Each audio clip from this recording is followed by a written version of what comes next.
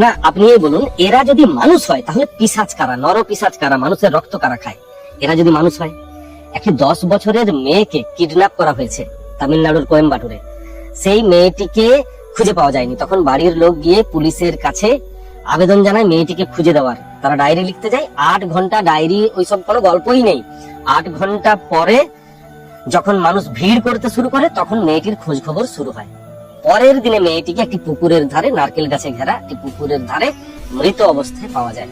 মেয়েটিকে যথারীতি রেপ করা হয়েছে এবং তারপরে তাকে মেরে দেওয়া হয়েছে। 2 ব্যক্তিকে ধরা হয়েছে।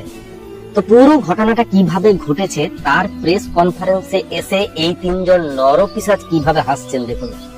আমার মনে হয় না নেকড়ে, শেয়াল, হায়না, সিংহ তারা হত্যা করার পরেও যদি প্রেস কনফারেন্সে আসে তারাও এই রকম ভাবে হাসতে পারবে।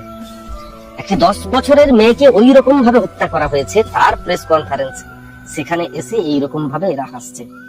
এরা যদি মানুষ হয় তাহলে পৃথিবীতে পশু বলে বা নরপিশাচ বলে কিচ্ছু থাকে না, সত্যিই থাকে না। এই 3 জনকে ক্ষমা করা উচিত নয়, বিশেষ করে এই ডাইনিটাকে ক্ষমা করাই উচিত নয়। এদের জন্য ভালো কোনো ভাষা পেলাম না, প্লিজ ক্ষমা করবেন। আমি আন্তরিকভাবে দুঃখিত যে এই ভাষা ব্যবহার করতে হলো। ইনি মহিলা নন, ইনি সত্যিই ডাইনি।